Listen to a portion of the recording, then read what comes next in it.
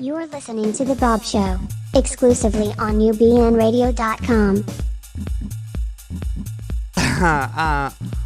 Welcome back to the show. I was talking, I got a little distracted because I'm a little too excited. But you know what I've said for many years is being nervous and being excited are the same feeling. Okay, this is it. This is the moment I've been waiting for. She is a beloved spiritual teacher, thought leader, and internationally acclaimed author of best-selling titles like A Return to Love, A Course in Weight Loss, The Law of Divine Compensation, and Healing the Soul of America, just to name a few. It is because of a seminar of hers I attended a few years ago that I sit here in this chair reaching a few thousand people every morning because she taught me about the Garden of Abundance. Just a few Sundays ago, she announced her run for the United States Congress, where she'll be running for the U.S. House of Representatives in California's 33rd District, a seat currently held by 74-year-old Democrat Henry Waxman, and after 38 years, one of the longest-standing members of Congress. It is a privilege and a dream realized to say, please welcome Marianne Williamson to the Baub Show.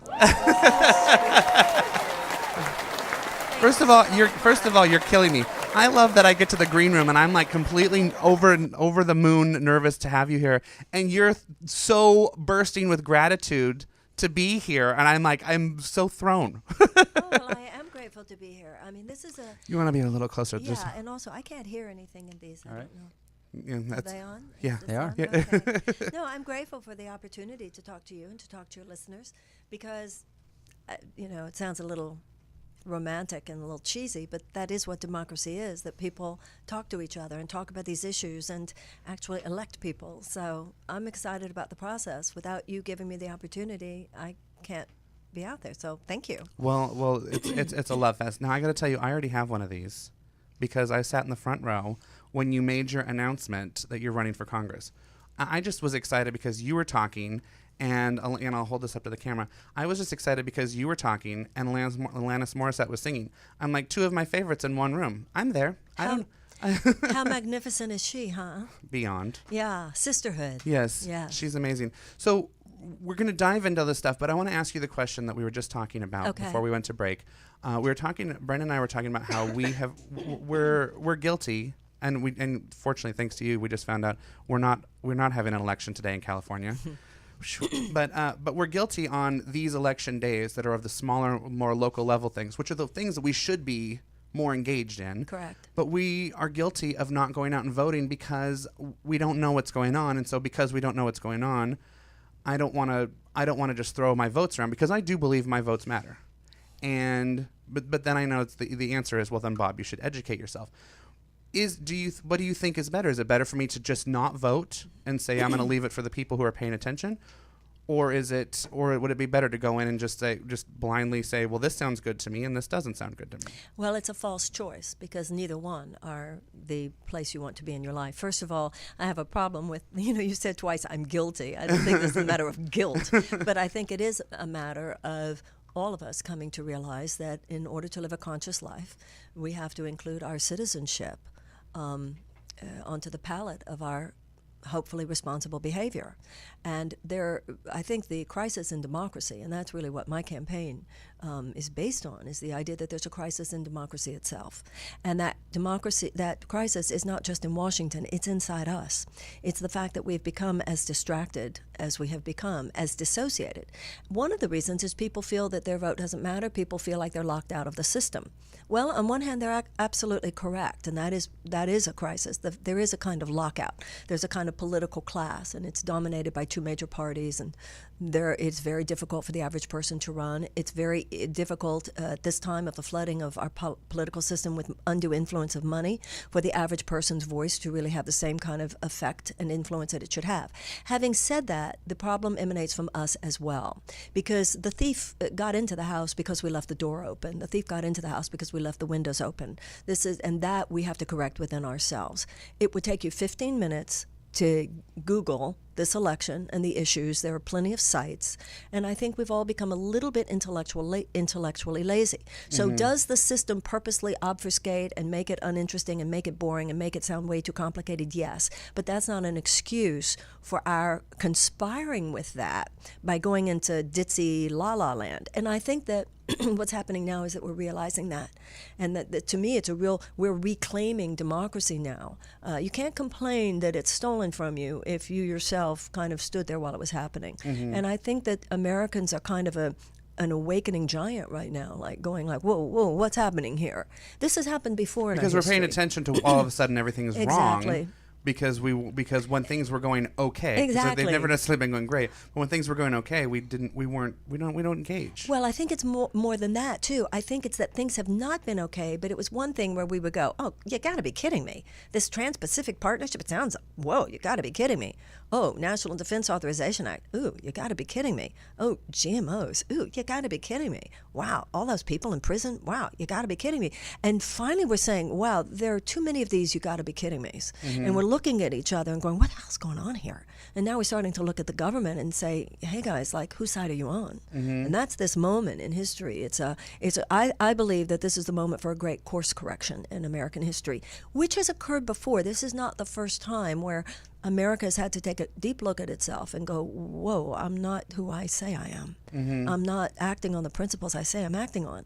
What we know in our personal lives is that sometimes that's absolutely necessary in order to transform and to heal things, and sometimes it's necessary for a nation as well. Other generations have swerved from their truth. Other generations have made the course correction happen, and I think that that's what's happening now. Americans are ready to step in, unfiltered by political parties, and say, we're going to get back on track here, because this is, you're talking about the basics of democracy here, and I'm not ready to give it up that easily. And that's on multiple levels, because there's a lot of stuff gets thrown around, Tea Party, everything else.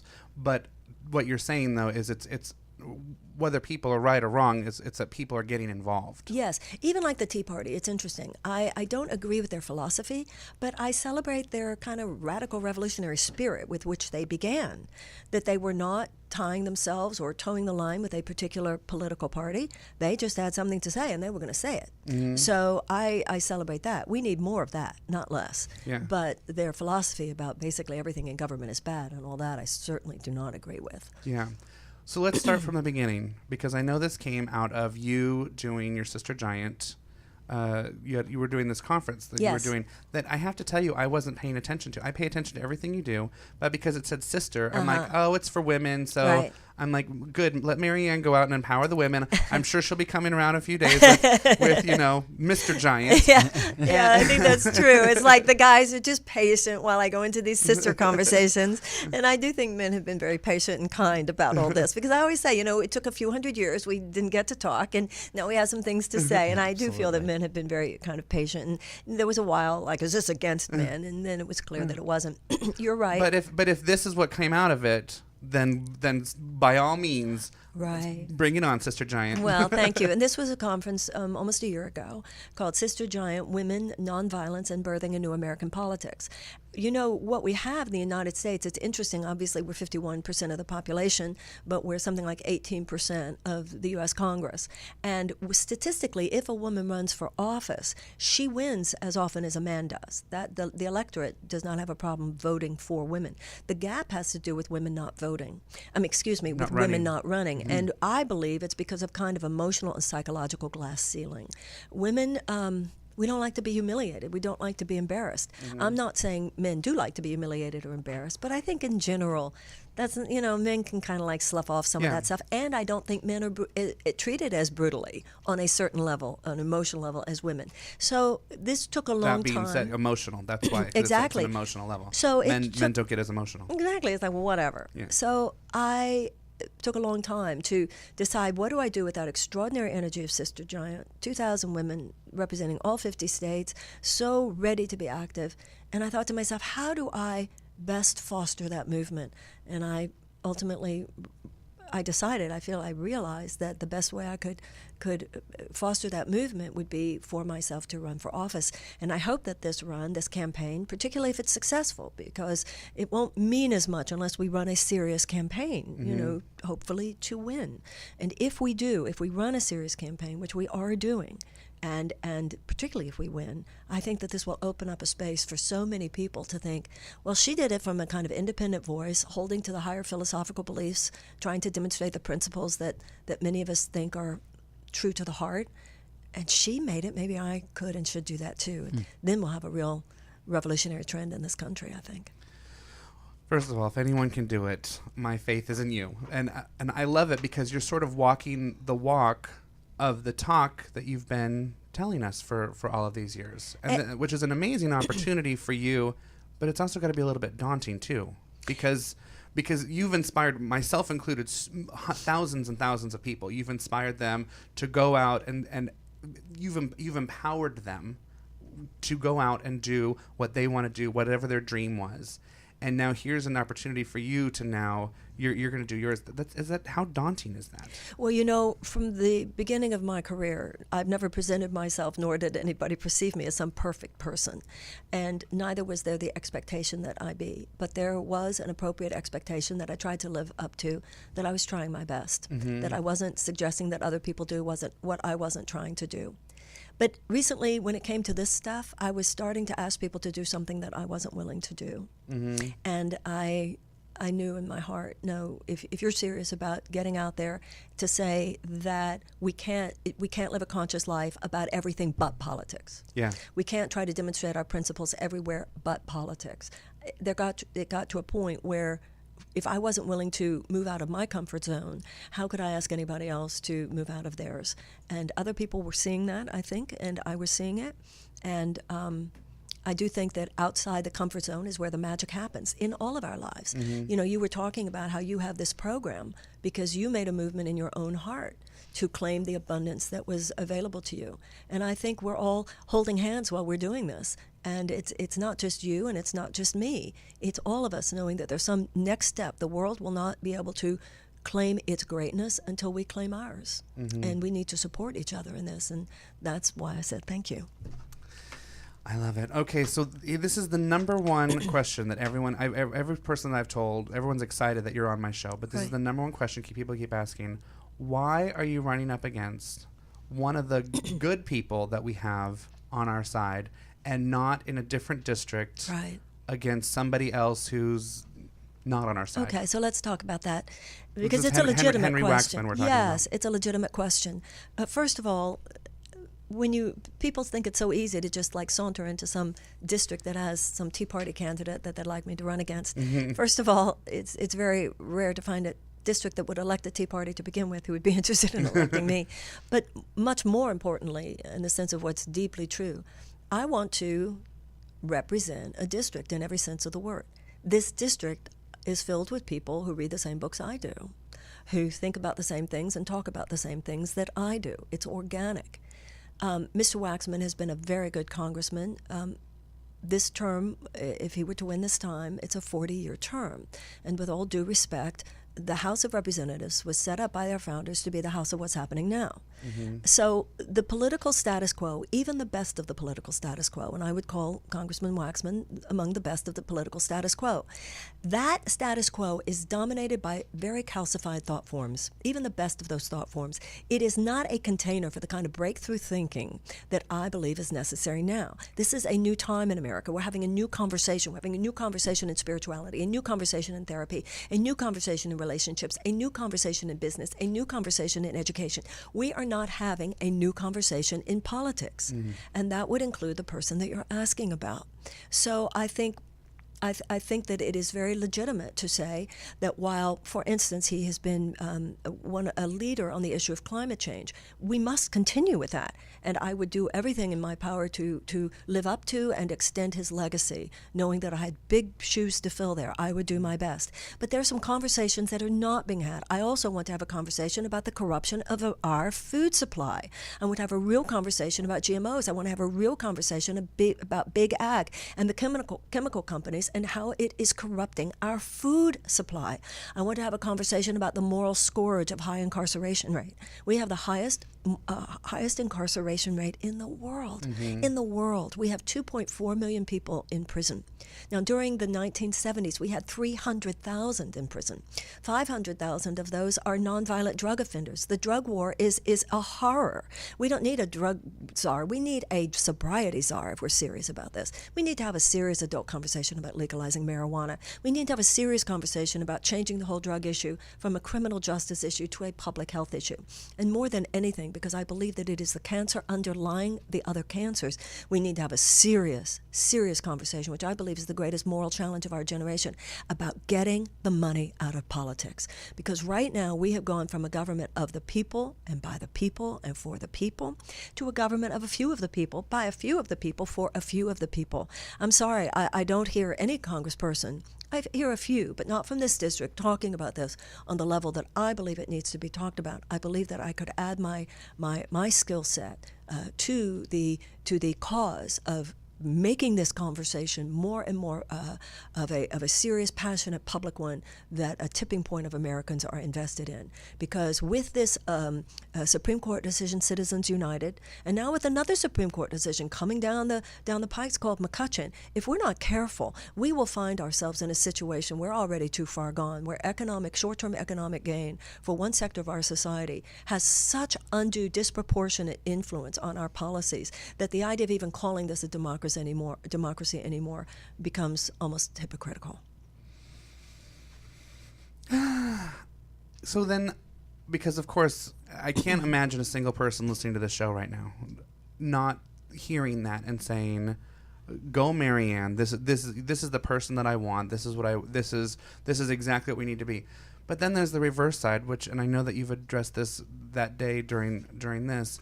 What about all the people that say you're just, that's a great utopian idea, but none of this is going to happen? And what do you say to that? Well, that's not a utopian idea. Well, it's an American idea. But you're kind of painting what the perfect world should be, and I think everyone's so cynical. No, I don't even believe it's what the perfect world should be. It's what a functioning democracy should be. And if we as Americans are giving up on the idea of a functioning democracy, that is a huge historic issue. Mm-hmm. And it is no conversation that a conscious person would marginalize or diminish or even mock. A serious person wants to have a serious conversation. Mm-hmm. I did have somebody email me a question, which is actually right on point with this. How do you overcome the right-wing talk shows and Fox News who lie and use misinformation or partial information to advance their agendas when that's all people watch and listen to? Like, how do you combat that? So that's kind of what I'm getting at with this. Okay, I hear that. I think the real problem is not that lies are being shouted. The deeper problem is that the truth is being whispered. And if anybody who believes that is not using their own social media to spread the truth as they see it, if they're not part of some kind of political or social involvement in the issues that they feel are important. Sometimes we complain about what other people are doing because it's easier than addressing what we might not be doing. Mm-hmm. And I believe that, and I think that this is a principle, it's a truth principle, and I'm hoping that it will guide this campaign as well. This is a democracy. People get to do what they want. They get to say what they want. That's not a bad thing.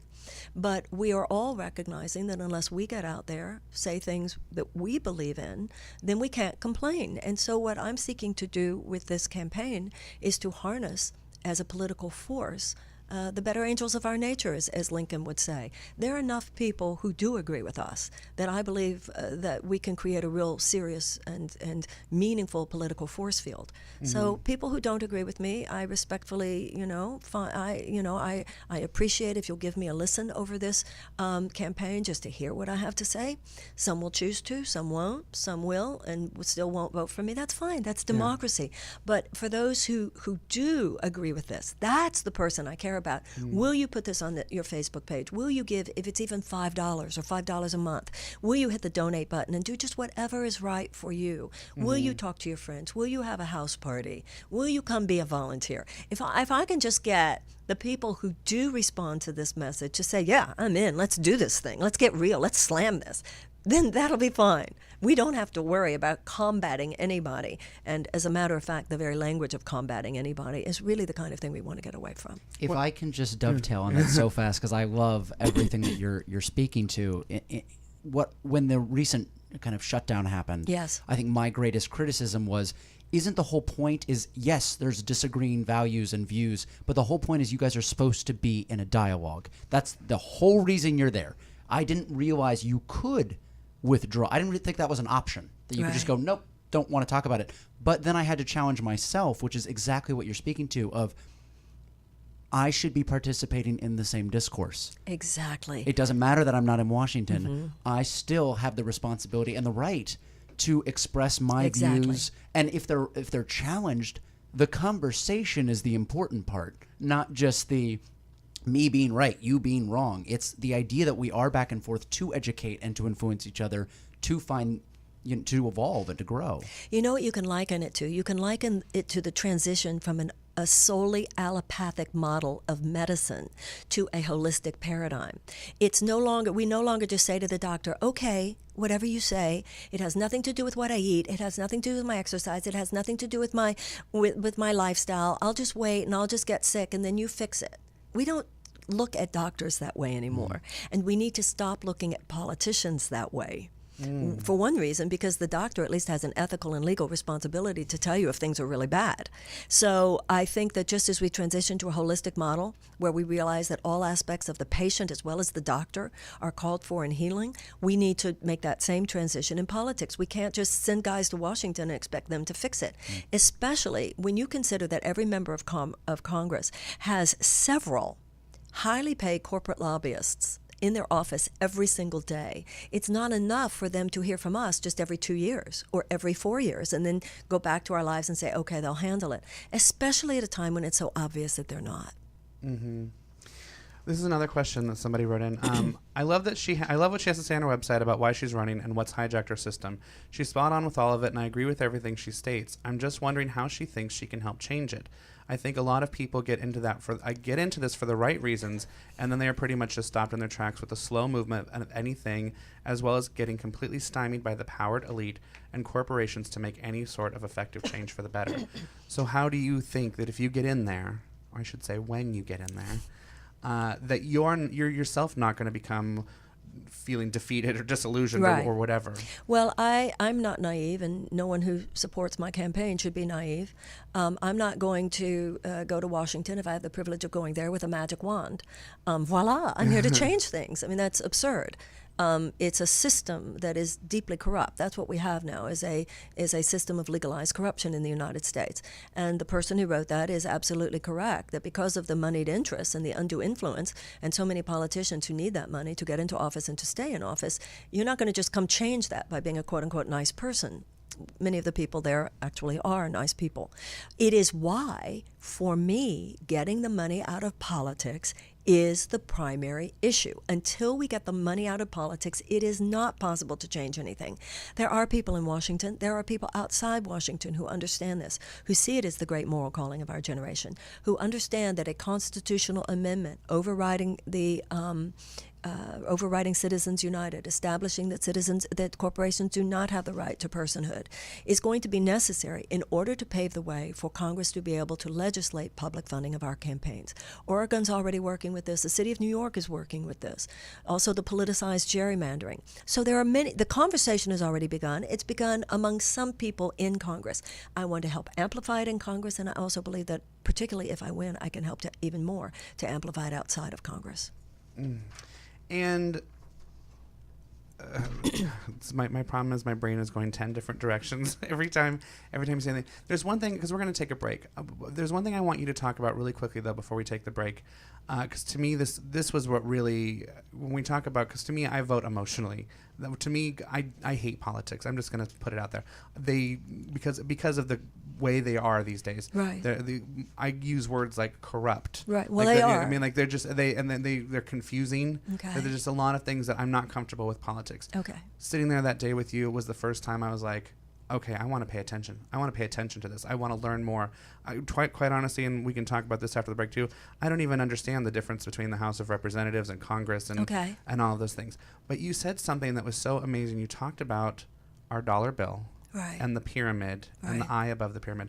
Can you share that story? Yes, there's so much about what you just said that I want to speak to, if all I may. Well, first of all, the word politics come from a Latin root, means of the people, politeia. It means of the people. It does not mean of the government. President Eisenhower said that politics should be a part-time profession of every American.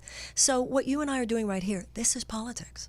This is politics. There's more to politics than electoral politics. What you're disgusted by is electoral politics today. But that is not all that politics is. Politics is what happens when we turn off the television and start talking to each other about these things. That's where the real power lies, and that's how the founders created this country. The power was meant to lie in you, in me, in you, in all of us. That's where the power was placed by the founders. Once again, we are conspiring. We abdicated as much as it's stolen. Is there a lockout? Yes. But do we conspire with the lockout? Yes. By being uninformed and so forth. You also mentioned something that, one of the real disturbing things to me is that our children aren't even taught civics anymore.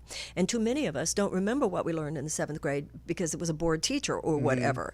And so that's disturbing. So just to remind you, because you do know this, there are 3 co-equal branches of government. We have our Supreme Court, our presidency or our executive branch, and our legislative branch. Our legislative branch is Congress, and it has 2 houses. Senate, which has 100 members, because each state has 2 members. Here in California, we have Senator Feinstein and Senator Boxer. They're elected every 6 years. Every 6 years, the president's elected every 4 years. And then we have the House of Representatives. It's called the People's House, and it's every 2 years. It's supposed to be the house of what's happening now. And the House of Representatives has 435 members because there are districts all over the country. The House of Representatives matters. The Senate matters. These people vote. And one of the interesting things is there is a greater sense of activism among many people today, particularly our young. But most of that activism is centered around nonprofits, non-governmental agencies, online petitions, and so forth, which is great, which is important. But it cannot compensate for the work that still needs to be done among those who are voting the billions and billions of dollars, rightly or wrongly, on these issues that we all care about. And at a certain point, you get tired of just lobbying your congresspeople. You say, why don't I just become one of them? Just get out of that chair now and I'll vote. Yeah. And that more of us have to have that kind of fervor. So, and then where'd you go? I can't remember where you went at the end. Well, I was worrying about the pyramid and the eye. Oh yeah, the pyramid. Okay, I'll get to that now. There was so much in what you said. No, I know. Well, then let's hang on for 1 second because let's talk about what you just said. Because my question is, so you just said that because you are in a district here in California. Yes. So how many houses do we have in the state of California? That's a state legislature, your state assembly. Oh, you mean how many do we have in California? It's an interesting question. I don't remember, but it's probably the biggest delegation in the country. I'm not sure. It's a big one. Because we're a long state. Because I would imagine. I mean, because how many do we have just in LA alone? Because I know your district is like this goes Malibu, north, all of Malibu, all the way down through Rancho Palos Verdes. Okay. So you've got Venice, Santa Monica, Manhattan Beach, West Hermosa Hollywood, Beach. No, not West Hollywood. You don't have West Hollywood. Because of the gerrymandering, it is no longer West Hollywood. It is Beverly Hills, it is Bel Air, Topanga Canyon, Calabasas, Westlake. I mean, it's a large, very large district. Well, so that's my question. So then, like, who's representing West Hollywood?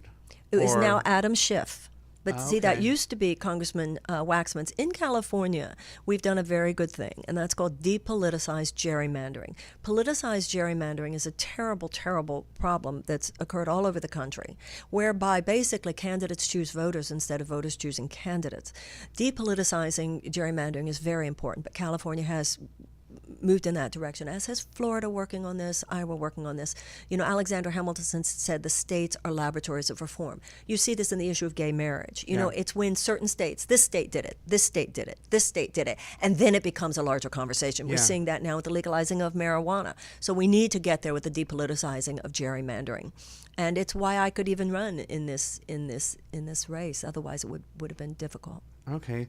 Then when we get back, I'll be glad to talk to you about the pyramid at Giza. Yes, we're gonna take a break, and we're also opening up the phone lines when we get back. If you want to call in, we're at 323-284-7826. You can tweet us at the Baub Show. Although I got to be honest, I'm not really looking at my Twitter right now. But if you do go to ubnradio.com and you log into our chat room, I am doing my best to keep an eye on that. But it's a very spirited conversation in there too. We are with Marianne Williamson. You are listening to the Baub Show in the mornings. We're going to be right back.